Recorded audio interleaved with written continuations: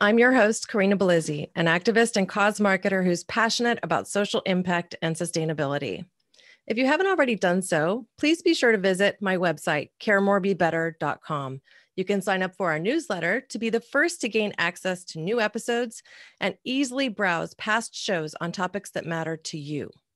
You'll find show transcripts and suggested actions you can take to make a difference. If you're so inclined, you can even become a member and make a donation right on our site. Today, we're going to meet an incredible woman who leverages her position as a thought leader, news icon, and influencer for good. Her name is Nana Aba Anamoah, and she is one of the most prominent journalists in Ghana. She is the Radio and Television Personality of the Year, an award she has won for the second time in 3 years. Other awards include TV News Reporter of the Year, Current Affairs Presenter of the Year, and Ghanaian Woman of the Year, and Social Media Personality of the Year. She has become the leading voice on many issues on social media in Ghana, with a staggering following of over 3 million followers on Instagram alone. Nana Aba is currently General Manager of GHOne TV and Starr 103.5 FM. Nana Aba, welcome to the show. Thank you, Corina. Thank you so much. Before we get started, I have to say happy birthday. Thank you. Thank you very much. Yeah, you had quite the birthday party, didn't you? DJ. I did. It was tiring, but a lot of fun. I had so much fun. I was exhausted at some point. I just disappeared into my room, but it was fun. Well, I have to say I was a little jealous, namely because we're just getting to the point where we can even open up and have gatherings here in California. So, I'm looking forward to hosting my first party just at the end of June, right around when this podcast will air.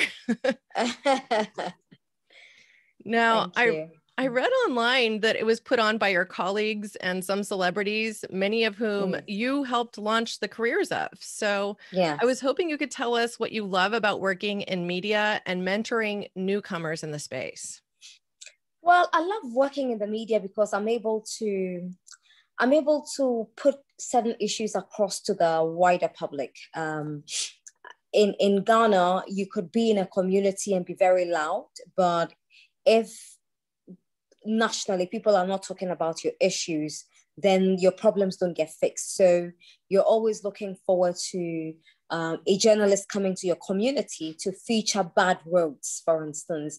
And once it is put on national TV or national radio and the country is talking about it, then you are rest assured that you're going to get results. And so I love being in the media to be able to put all of these issues across and to ensure that at least about more than 80% of these issues are addressed daily. So that's why I love the media. I love to mentor because it's a very, very weird reason. The first one is that I don't like to be doing all the work. My friends sometimes say that I'm so lazy. And yes, I agree. I think it's my biggest weakness and also a very great strength for me. They like to say that I'm lazy, but I just say that I like to participate selectively. And so we're always fighting about the semantics, the choice of words. But I tell them that, no, I'm not lazy. I want to participate when I want to. I mentor because I feel that I shouldn't be the only one doing the work. I shouldn't be the only one taking the glory. There are younger people who can do better than I'm doing. All they need is the opportunity. All they need is the right people to hold their hand and open the door for them. So it's something I enjoy doing. And as soon as I realize that this person has got it, this person can do it, I spend extra time getting them ready for their big opportunity. And that big opportunity is always very close to them, because you're going to find an Anaba who's too lazy to show up and say, I know you've been trying to do this for a while. Can you step in and do this for me? And they do it, and there's always no problem. So I wait till the right time, and then I just throw them out there, and they always do very well. So far, I've been lucky. None of the people I've mentored has been disastrous. They're all very, very good. They're all very, very good. They're very serious about their work. They cherish the opportunities that come their way, and they don't play with that at all. Yeah. You know, I've followed you for a bit on social media, and I can see you're consistently celebrating the people that you've helped to mentor along the way. Yeah. And it's just such a joy to watch, because that's half of the leadership game, right? You have to help other people follow behind you and watch them succeed. And there's so much joy you can get from that. So yeah, thank you for that commitment. That's awesome. Thank you. Now, on a little bit of a serious note, as we dig into your work and social impact, I learned that you led an initiative to stop tramadol abuse in Ghana. Yes. So I'd love for you to talk a little bit about that and learn more about what that problem was and how you're working to address that. Okay, so a few years ago, a young guy in one of our very poor neighborhoods called Nima called me on the phone. And sometimes I wonder how people get my number, but I've been told that my number is the easiest to find in Ghana. So I get all sorts of people calling me all the time. And so he called me and he said he needed help. He had abused a particular drug for too long and he didn't know what to do. He wants to quit, but it's difficult for him to quit. And I was a bit worried about him. So I spoke to a couple of my friends and I said, let's go check out this guy, because I didn't like the way he sounded. I don't think it was a fraudulent guy who was calling me. I don't think there were any games up. And so my friends were worried that, no, this neighborhood is rough. We can't go with you. We can't even allow you to go. Then I said, no, I'm going to go, because this guy, I mean, I don't think he would just pick up a phone and tell me that he's abusing a drug and he needs help. So I took the pains, went to the community. I found him. I went to the guy. I found him, and it was a serious problem. He had overdosed. He was in school at the time. He'd quit school. His whole life had just crashed before him. And so we managed to take him to a psychiatric hospital, which was quite far from him. And then the doctors there said, oh, that is what the young men are doing. Young men and women are doing now. There is a drug called tramadol. In Ghana, they call it tramol. And I said, well, tramadol is not an over-the-counter drug. It's not something you can just buy. And it's expensive in Ghana. So I don't expect a guy like that to have access to the drug, number one, and even have the money to buy it. And he said, oh, it's something I need to look into, but he has no idea. But there are so many young people coming in, abusing this drug, and it's causing a lot of problems. So I decided to go back to the community. And I was told that, oh, it's something the young men are doing now. They all buy tramadol. So my investigations showed that the drug was fake. There were 3 tablets, a white, a blue, and a green, 3 tablets that were being brought into these poor neighborhoods by the Chinese, some Chinese who were coming into Ghana, some were bringing it from Nigeria, and they were selling it to these young men and women in the communities. And it was doing 3 things for them. The white one had its own effect, the blue had its effect, and then the green had its effect. But bottom line, for most of the people who were taking it was for economic reasons. They had been told, and obviously it was working for them, they had been told that when you take the white tramadol, you don't go hungry. And these communities are very poor communities. So they live below $1. They live on below $1 a day. And so if you get $1, you are just lucky to have $1. And so when you have $1 today, you're not sure where the next dollar will come from. So you don't want to spend it on food. You'd rather spend it on things that are more important to you. They feel are more important to them. So if this drug is going to stop them from eating, then they are better off going for that packet. And a packet had about 12 tablets. So it means that in a month, they're going 12 days without food. And this drug was supposed to take them through life peacefully. I don't know who put that in their head, but it was being sold for as little as 1 Ghana cedis, which is less than $1. Less than $1. So the young guys were taking it. The same drug would allow them to work under the sun for long hours.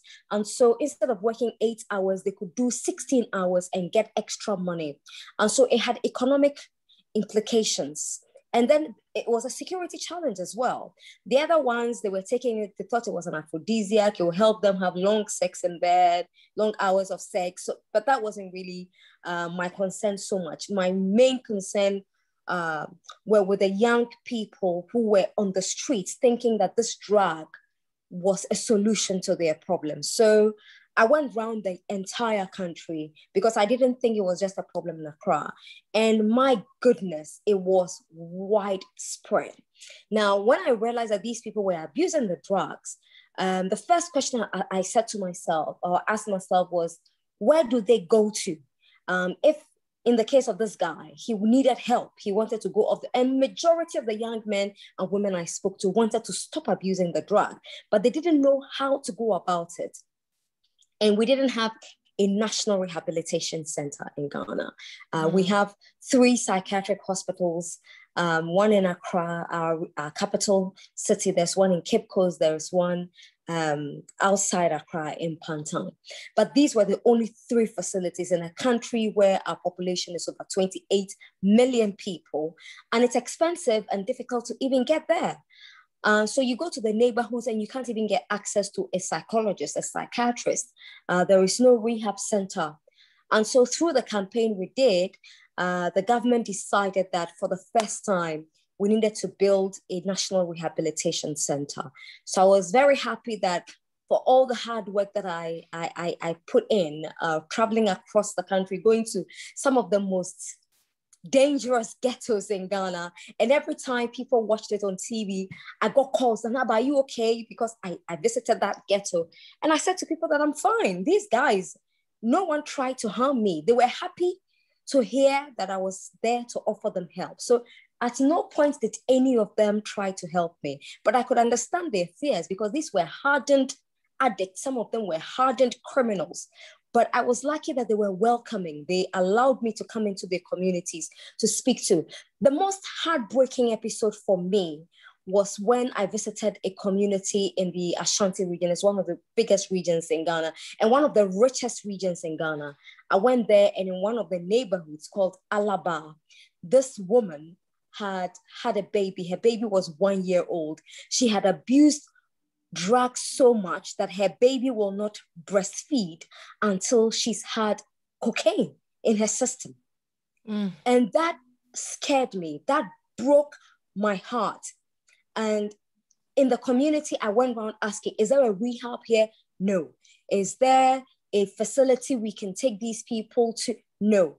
I went to the police station, and the police said, well, we know it is illegal for them to take these drugs, cocaine and others, but we can't bring them here because we don't have the money to buy them food every day. So these people have just been left to their fate. And I was totally broken that day. And so I went on TV and I ranted for so long. And then people understood what I was trying to do. I am happy to say today that the woman is now fine because I got people to go in there and rescue her and the baby. The last time I spoke to her was about 3 months ago, and the baby was fine. The baby, the child is in school, no longer a baby, but the child is in school now, and the woman herself is fine. She's acquired a skill, and so she's able to work now. But she says once in a while, she goes into some episodes because she wants the drug, but she's trying to get over it. She's doing so well, and I'm happy with it. But now there's so much awareness. Another thing that broke my heart was that after the campaign we did, people became aware of the fake tramador. So now the people who were going into the community to sell the tramador to them were being beaten up. Some of them were lynched. And so I had to do another program to say that you cannot lynch people. You can't kill people. When they come to your community, they're selling an illegal drug. You can do citizen arrest them and take them to the police station. But don't beat people up. Don't kill them because you think they're bringing you a fake drug. So I had to do 2 different things, because at the time I was doing the campaign, I didn't think there was going to be that effect later for people to go ahead and lynch people because Nana Aba says that the drug is fake and you want to harm us. So now you're bringing that we have to deal with you. So I had to go back again and then tell them that, no, you can't do this. When anybody comes, arrest them or call the police. They can be picked up and let the law deal with them, but you have no right to touch any human being. Yeah. Yeah. Well, I mean, you're revealing right now the power of influence. Yeah. I mean, you have quite a following in Ghana, and the people do listen to you. I mean, I've been on these calls on Clubhouse with you where they're asking you to run for office. So, they want you to be their literal political savior. And it's a lot of responsibility with that. Mm-hmm. Yeah. Oh, it's a whole lot of it is sometimes I feel the pressure. Sometimes I have to withdraw a bit because I feel it affects my mental health sometimes too, because then it becomes other people's problems all the time. And then I'm unable to take care of myself. So once in a while, I just withdraw from everybody just to take care of myself, put myself in order before I start putting other people's issues first. Yeah, that's part of the problem of being there to champion a mantle like that, because you do feel such an incredible responsibility. So again, just incredible efforts on your part. Now, you mentioned something that is something I've thought about learning about you, and that is your own personal safety. The fact that you are having these really influential conversations that can be a little earth-shaking to communities. Can in some cases, make you a target. So I wonder if you've had any concern in that arena as you champion these causes. I mean, are you becoming more concerned for your own safety? Absolutely, every single day. Because I think I don't know, the Ghanaians seems to think, especially the youth in Ghana seem to think that if there is a particular issue and Nana Aba is not talking about it, then the issue will not be addressed. And so it makes me a target for the political parties, especially those that are in power. A number of times I've been attacked on social media verbally. I get calls and people are attacking me on the phone. How dare you say this? We're trying to do this, blah, blah, blah. I've been very loud on corruption. I feel that this country has no reason, we have no right to go to the West to borrow money, because we have so much money in this country. We have almost every natural resource. We have oil, we have gold, we have bauxite, we have cocoa, we have everything. And we don't need to go to the West begging for money to fix our country. But it is happening every day. You have situations where a politician has taken $15 million from the state, and they talk about it for 3 days and nothing happens. It goes to the president's attention, and successive government, it goes to the president's attention. Oh, you need to bring evidence, but the evidence is right there and they're not doing anything about it. So there've been countless times, and the moment everyone can talk about it and they think it's okay, this one, it will go away. But the moment Nana Aba talks about it, it becomes a big issue, and then they start attacking me. In fact, there've been so many times where meetings have been held over Nana Aba, what to do about Nana Aba. So they come on social media and they're like attack dogs. They go all out for me. They call me all sorts of names. I mean, I've been called everything. I've been called a prostitute. I've been called all sorts of things. At some point, they said I was a husband snatcher. I've never dated anybody's husband, but they were just trying to soil my reputation. At some point, one politician that I criticized hardly got some few people together, gave them money, and then they said, go on social media and attack her. They did it.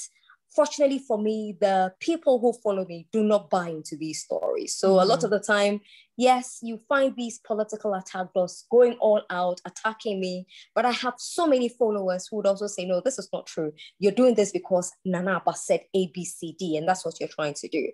On my birthday, I received so many calls.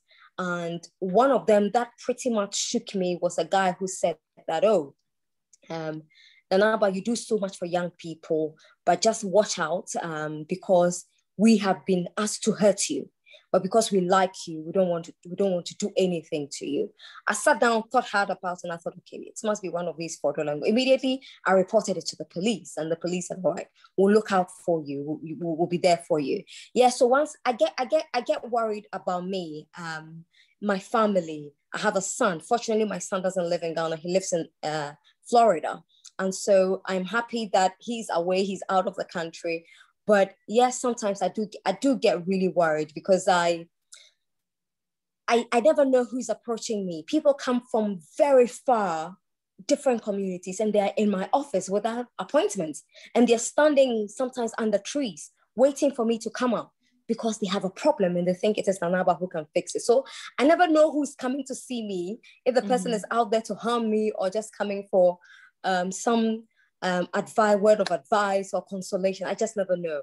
But yes, I've thought of it a number of times about my security, my mental health. I've thought of it a number of times. Yeah.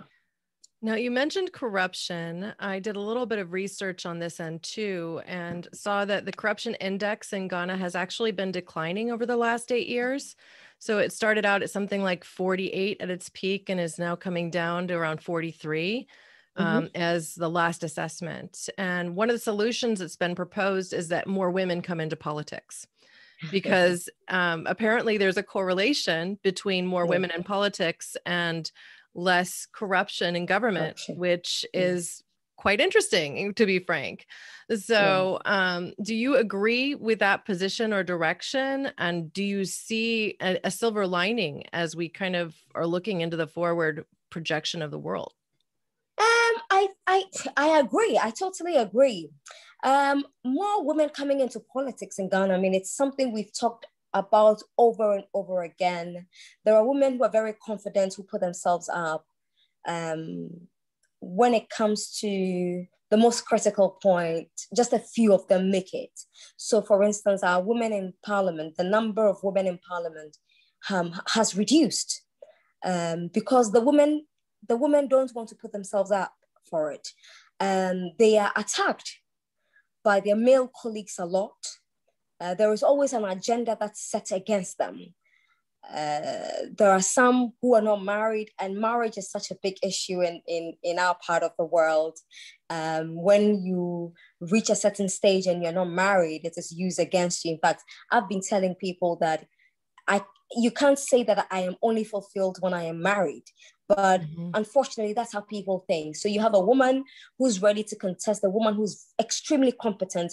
You know this woman can do the job. But because she's not married, they say, oh, she's not married, she cannot be responsible. And I'm just there thinking, what do you mean she can't be responsible because she's not married? Or worse still, if you don't have a child, if you're married and you don't have a child, oh, she's been married for 5 years, she has no child, she cannot do the job. I would have been villainized. So, it is depressing. It's depressing. So the women try very hard to put themselves up for it. It's difficult. We have a bill in Parliament, the Affirmative Action Bill. It's been in Parliament for the longest time. Every political party promises that we are going to pass the bill. They win the election and they never pass the bill. So it's still sitting in Parliament. We are hoping that one day it'll be passed. There was a time where we were asking for quotas. It's working to some extent, but it's not so good. The president has tried, for instance, to appoint more women in his cabinet. It's better than before. It's been rising over the last few years, but we've had women occupying certain serious, important positions. For instance, the Electoral Commission was headed by a woman. She left, another woman took over. We've had 2 chief justices who were women. And so that's one of the highest positions in Ghana, being a chief justice. You are the 3rd most important person of the land. So we've had 2 women there, and that made everyone happy. We've had 2 women at the Electoral Commission. We've had a female attorney general twice. So that was for the first time we had a female attorney general. Her party was thrown out. The next party that came had a female attorney general as well. Unfortunately for this particular year, the attorney general is male. The female was not reappointed. But we've had women we're making inroads. We are getting more women in the boardrooms now, more women becoming CEOs and general managers now. I think it's going to get better. And you're right when you talk about corruption and then appointing more women. I've heard men who have said, oh, this was a situation we had earlier. When a woman took over, we're seeing meaningful use of our resources. There is less and less corruption. And so you are absolutely right. I think that if we give more women an opportunity in this country, a lot of the ill going on in governance will stop, because sometimes it is just unbelievable. It's just unbelievable how people milk the state. I remember there was a case against a woman, corruption. It was a corruption case as well. And she was accused of embezzling funds. And the conversation on radio and TV was shocking. People were shocked that a woman, why should a woman embezzle funds? And I said to them that men embezzle funds. So if a woman has embezzled funds, what's the problem? They didn't understand why a woman, because you're a woman, you shouldn't do that. If it is a man, it is okay. And I couldn't understand the common sense in that conversation, that we've put up with so much mediocrity with men that people think that if a woman comes to do the same thing, that is such a huge problem. I think it's just a human double problem. Standard. It's a double standard, precisely. Absolutely. And so, but I think that women who have occupied such sensitive positions have done very well. They've done justice to the job, and they've left us being praised every single day in Ghana. Well, that's great to hear. Now, it's also Pride Month. We're in June now, and Yes. LGBTQIA plus issues are top of mind for many across the globe. Yeah. I know in Ghana in particular, there are a lot of challenges that the community faces, specifically because it's essentially illegal to be a gay man in the entire country. Yeah. So I'd like for you to talk about that a little bit, and just if you're willing to share, anything that you're doing in this particular arena to support the LGBTQ community. Absolutely. I mean, the issue with the LGBTQ community in Ghana totally breaks my heart. Every single day that I hear about them, I just get so emotional. So the community in Ghana, once in a while, they talk about they talk about legalization once in a while. In fact, they hardly do talk about legalization. I think what Ghanaians have not paid attention to is what this community is asking for. And Ghanaians haven't paid attention to because we have opportunists in certain positions. We have some politicians who are opportunists. They know they're not doing their job. They know very well that they've been given a task. They're unable to deliver. And so the easiest target for them is the LGBTQ community. And so, for instance, the whole country goes agog that we have had bad roads in these communities for a long time. Pregnant women are dying because they don't have access to healthcare. They need to travel miles to access healthcare. And so people start talking about this. And the next minute, Corina, unfortunately, the next minute, you find 3 people picked up by the security agencies that, we caught them in the act, or we saw them doing advocacy of LGBT. And then everyone stops talking about access to healthcare. Everyone stops talking about the bad roads, and it is now the LGBTQ. How dare you? The Bible is against it. Our laws are against it. Blah, blah, blah. They go on for days and weeks, and then everyone forgets. So the politicians in this country hijack conversations, take off people's minds from the most important issues by using the LGBTQ, because they know how Ghanaians feel about the LGBTQ. And so they know it is so easy to throw them in for everyone to forget about the critical issues. And I say to people that you can feel any way about the LGBTQ community, whatever you feel. I mean, you are homophobic, and people don't even understand that they're homophobic. They don't even understand what homophobia is. I've heard people pass certain comments, and I say to them that what you're saying is problematic. You cannot say that. It's homophobic.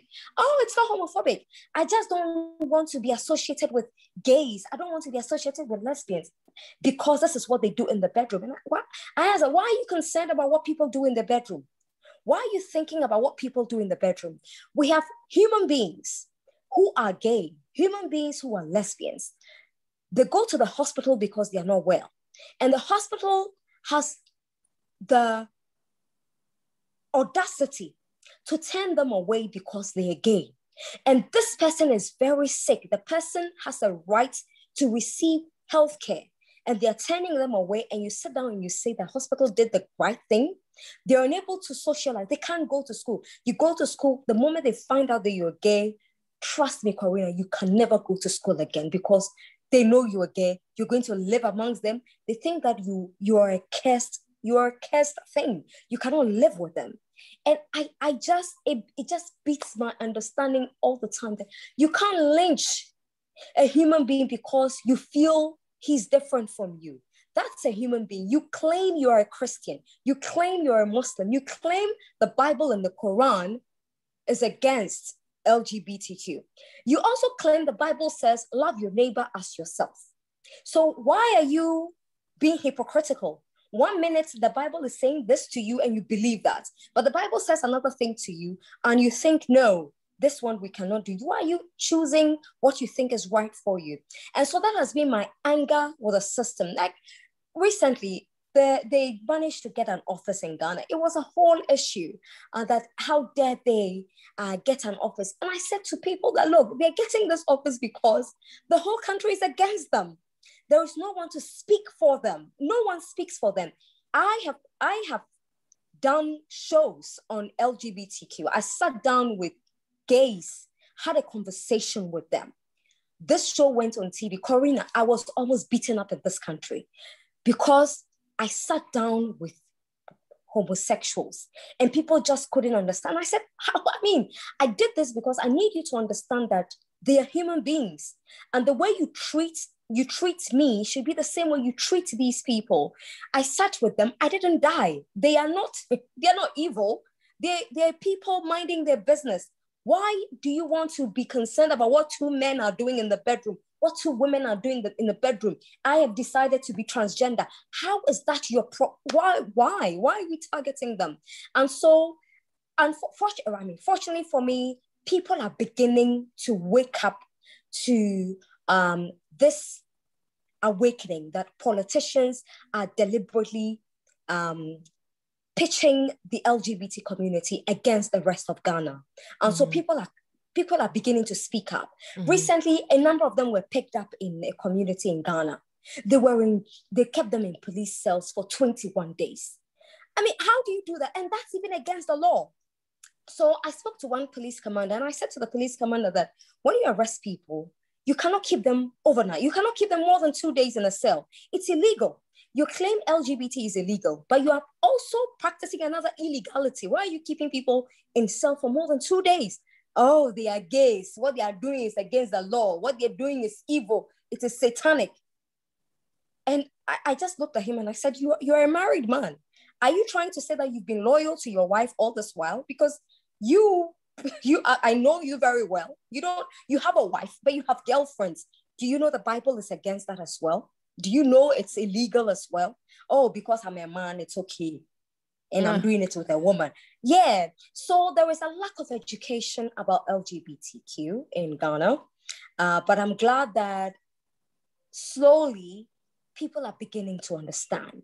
I have friends in the community who would call me sometimes and say, Nanaba, we like you. We don't want you to be attacked.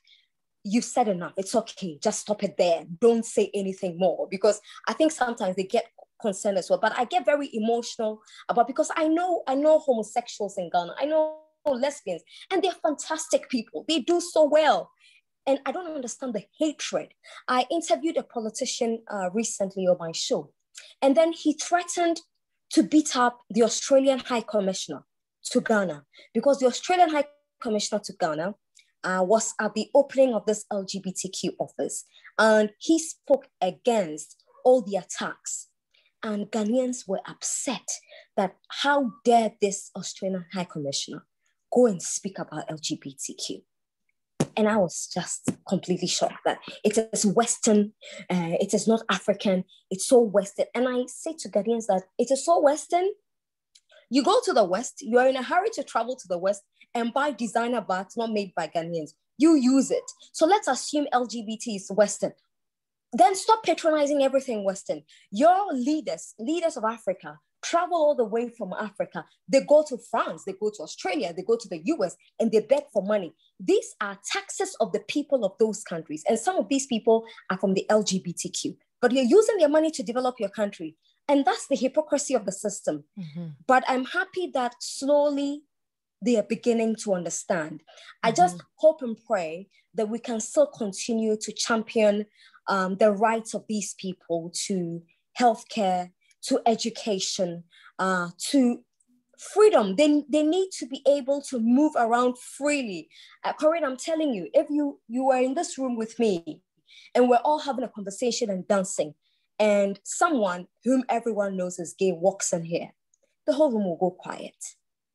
And people will start walking out because a gay has entered the room. And I just say, this is so primitive. It's so primitive. It's archaic. So we need to change the mindset. We need to, and these people haven't even talked about legalization. Legalization hasn't even come up at all. I know the moment legalization gets onto the table, it's going to be a whole issue in Ghana. But I say to the community that take it a day at a time. Let's try to get you to access healthcare, which is important because in 2021, there is no reason why someone should die because he's gay and couldn't access healthcare. No one should be beaten up because he's gay. No one should be turned down by a school, that because this is a Catholic school and you are a known gay, we cannot get you here. You can't be enrolled in the school. Or because this school was established by this charismatic church, we can't allow you to be part. I don't get it. I really don't get it. But it's something we are constantly talking about. I just hope that Ghanaians, and it's not just Ghana, in Nigeria, they get beaten up all the time. They are killed all the time. It makes absolutely no sense. And we have leaders who are supposed to be exposed, and some of them call themselves liberals. And sometimes I have fights with people who call themselves liberals because I say to them that, okay, I have a very conservative mind. I'm very conservative about things. But if I am able to say that these people need to be protected at all costs, and you call yourself a liberal, and you do not understand that the LGBT community is so huge across the world, and there is absolutely no reason for anybody to be killed because they're gay. If you don't understand it, then we have a problem. You don't understand why you call yourself a liberal. You don't understand it at all. So it's a conversation we're having in Ghana. I know the Nigerians are having that conversation too. In Togo, it is a big issue as well. You cannot dare be gay. So in Africa, it's a problem. But I'm happy that there is a lot of sensitization going on underground, trying to sensitize people about it. I'm hoping that in the next 5 years, I'm giving myself, I say 5 years and some say it's too long, but I say 5 years is okay. Let's just give ourselves 5 years and then things will slow down. Because I don't know, because if you look at the statistics of gays who are attacked every day, it's just depressing. It's really depressing. Well, even a timeline of 5 years could be optimistic. And that's the sad thing, because you have a situation where, as you mentioned earlier, the LGBTQ community, an issue is brought to the surface specifically when the government's trying to derail you from thinking about other important issues. So, it's not to say that the LGBTQ community is any less important, but it's being used in a particular way to incite individuals towards hate and to ignore other issues. Yeah, they're using them. They use them a lot. They're such an easy target in this country. And I'm glad Ghanaians are beginning to read between the lines. Now they are finding out that the politicians just use this community. It's a common tactic. It's like, we don't want you to look at this particular thing. We're gonna therefore bring this right up to front and center. I mean, in the United States, the thing that gets held above, I think, most things is, abortion or rights to abortion. It's something that inflames the difference between right and left and keeps many of us from agreeing when we might actually see eye to eye on many issues. But this polarizing thing is just brought right into the center to divide us. And with division, progress doesn't get made. And so that's the bigger problem, right? Yeah, that's true. Well, I have to say, I can see why so many of your fans want you to run for office. Your passion comes through. And I know it's going to take a lot of effort from many individuals in leadership to help both uproot this corruption and support communities that need it, in particular in the LGBTQ community, but also, as you even spoke about with Tramador, I just think, you know, these issues are going to continue to come up and they're going to need champions like yourself. So whether or not that's in politics. Yeah. So I'm curious, what other social issues are you presently working to support and champion? So last year, during one of our lockdowns, we went into a lockdown. We had just one lockdown anyway. I was driving home from work, and then I get to the traffic intersection, and two young men rush to my car because we have hawkers, a lot of hawkers in Ghana. So you get to every traffic intersection, you find young people selling all sorts of things, from confectionaries to drinks to dog chains to a lot. They have a whole lot. And you can buy almost everything in traffic. And so these young men approached me. I rolled down. I said, "Oh, can we take a selfie with you, Nana?" I said, "Oh, that's not a big deal. Let's take a selfie." And then one of the young men said, "Oh, I always wanted to be a presenter, but I couldn't pursue further education because my mother passed away. My dad didn't have money. And so this is why I'm on the streets selling." And he was selling a car charger for phones. He was selling chargers. And so I asked him, "How much money do you make in a day?" And he said he makes a profit of 50 cedis. 50 cedis is about maybe $10. That's how much he makes in a day. But he really wants to be a presenter because that's been his passion all along. So I said to him, "Okay, pass by the office the next day when you have time." I honestly didn't think the guy would turn up, but he turned up. That's how serious he was. And then he said, "I really want to do this. I think this is my future." So I said, "Okay, we'll take you off the street for a while. Come for some training. I don't want to see you in action now, but I'm going to hand you over to one of our producers to take you through, a mock run to see what you can do in front of the camera." So he did it once, and the producer called me and said, "Anaba, there is a talent right here. You need to see him." So I went down to the studio, and this was the guy in front of the camera, and he was phenomenal. So I said to him that you need to stop going back. Don't go back to the streets. This is where you belong, and we're going to give you a job. We're going to train you. We're going to give you 3 months of training. Every month we'll give you an allowance. After 3 months, if you realize that this is really what you want to do, we will employ you and start earning a salary. So we did that for him. And then people saw him on TV. And Corina, after that, every young person was coming to my office every day. "I need a job." You opened a can of worms with that one. Yeah, I want to do this and I don't have the means. I want this, I don't have the means. So I said, "Oh my God, what have I done?" Another time, I was driving home, same traffic. A guy was selling toilet rolls, tissue paper. And then he was running towards my car.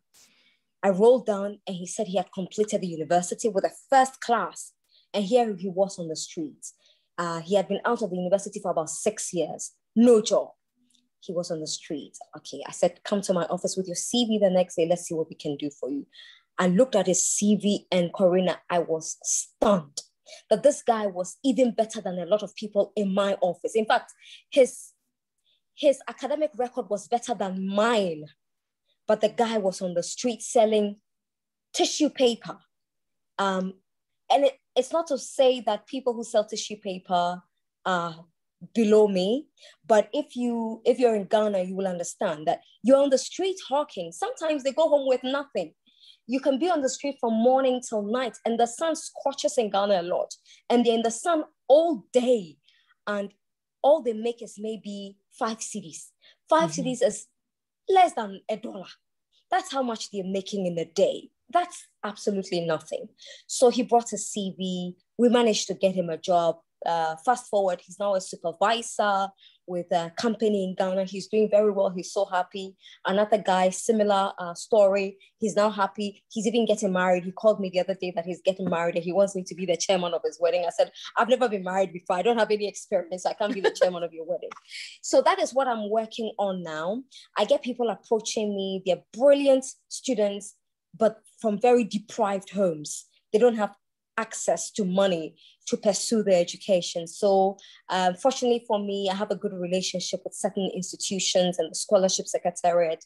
So I've helped a few young people who are very brilliant to pursue higher education outside the country.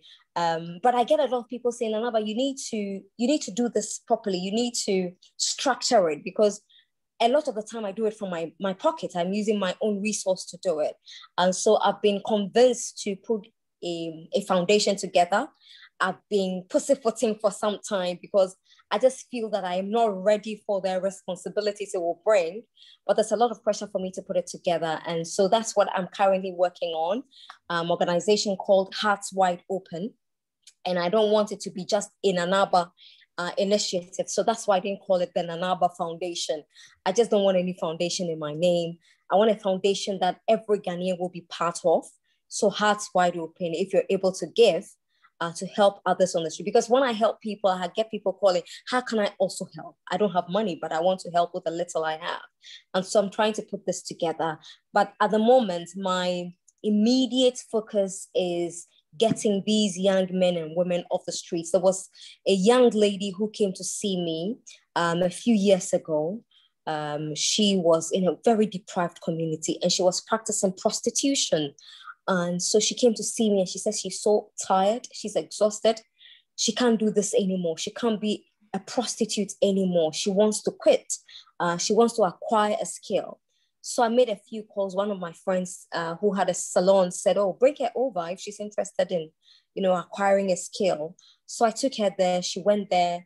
Now she can make people up, fix their hair. She managed to open her own shop and she's doing so well. And every time I see her, I am super proud that she's able to do this for herself. She's had a baby. She's so happy. And so that's what I'm trying to do, get a lot more young people to go off the streets, find themselves, make their lives better for them by giving them a skill, helping them to get a skill, to earn money, proper money at the end of every month, a salary. Yeah. Well, you took some words out of my mouth. I was going to ask you what's next for you. And it sounds like this is part of that answer. It's Hearts Wide Open Foundation. I love the name. And I don't know if you're currently accepting donations, because one of the questions I was going to ask you is, how can people support Ghanaian people and the challenges that you're facing right now? And what would you recommend? But it sounds like this could be it.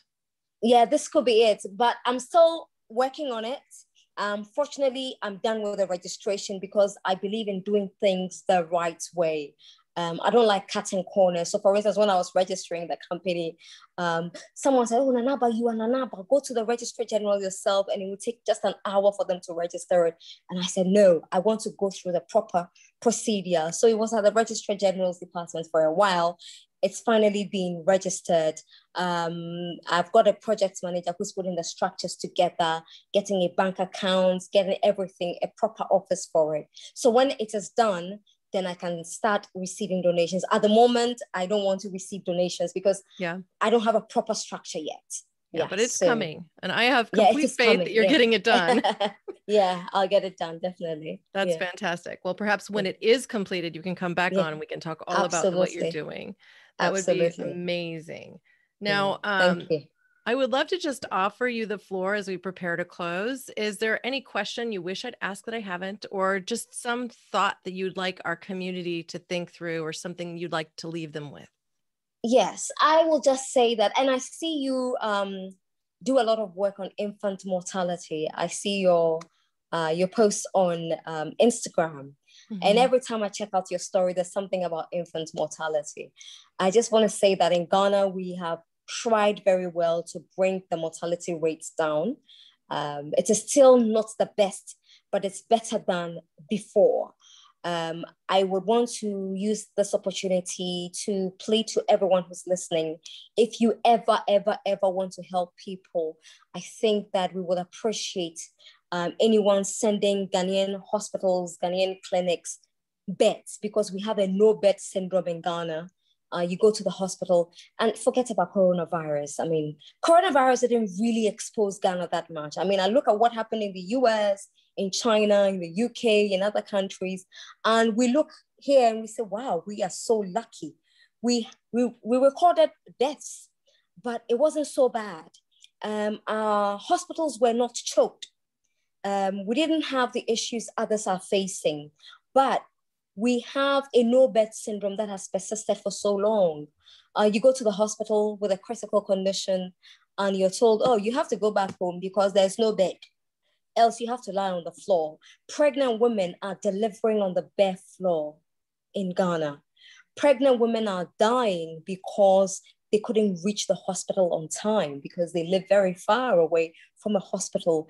Pregnant women are dying not because the baby was sick, but because they didn't have access to basic things. They go for antenatal once, twice. It's too expensive. We can't afford it. So they stop going to the hospital. And then they get complications along the way. And so if people really want to help, I'd like them to channel their energies into our healthcare system. They can read about it. There are so many clinics in Ghana that are online. Get in touch with them. And I appreciate donations to these hospitals and clinics in the form of beds, oxygen tanks, something as simple as bed sheets. In Ghana, in one of our, in fact, not one, our biggest hospital, the Kolebu Teaching Hospital, sometimes you have nurses call, and a lot of nurses call me from the labor ward, and they say, oh, there are about 7 women here who delivered 3 weeks ago, but because they haven't been able to pay for, they haven't been able to foot their bill, we have kept them here. We can't allow them to go home. And you ask, how much is each woman supposed to pay? And Corina is as little as $100. $100. Because of $100, they detain pregnant women and their babies at the hospital, you know? And so I get my friends, look, let's go and pay for these women to be free. Let's do this. Let's do that for them. And well, so that's amazing. I mean, here, if you go to the hospital to have a baby, the fees that you have to pay to the hospital are so much more than that by leaps and bounds. It's more. Yeah, a lot more. It's more than that. Oh, no, it's actually little. But they detain the women. They detain them. And sometimes you have husbands moving from one place, please, can you help me with the feed? My wife has been detained. I want my wife and my baby home. But they keep them sometimes for 3 weeks, 4 weeks, and they're there, they're detained because they don't have money to pay the bill. And they're sitting at the hospital. And the bill keeps increasing every day because you need to give them food. The baby must eat. So I'd be very happy if people would pay some attention to our healthcare system. Yeah, I'd appreciate that a lot. Yeah. Wow. Well, thank you so much, Nana Aba, for inviting us all. I enjoyed this. This has been amazing. And I've learned a lot. I'm going to seek out a hospital or two to make a personal donation to, because I also believe so much in supporting particularly women in that phase of life. And so thank you for bringing that up. Thank you. Thank you so much. Now, I just want to go ahead and invite our listeners to get involved. You can act in many simple ways. You could share this podcast with some friends, or you could do something as simple as providing an exceptional donation to a hospital in need in Ghana, or even in other communities that are underserved around the globe. To find suggestions, I'd like to invite you to visit our action page on caremorebebetter.com. There you'll find causes and companies we encourage you to support. And as soon as Nana Aba's charity is completely put together, I'll be sure to highlight it there as well. Definitely. Yes. So you can follow us on social spaces on Instagram, Clubhouse, and more at Care More Be Better, or just send us an email to hello@caremorebebetter.com. I want to hear from you, and I want to thank our listeners now and always for being a part of this pod and this community, because together we can do so much more. We can care more and be better. Thank you.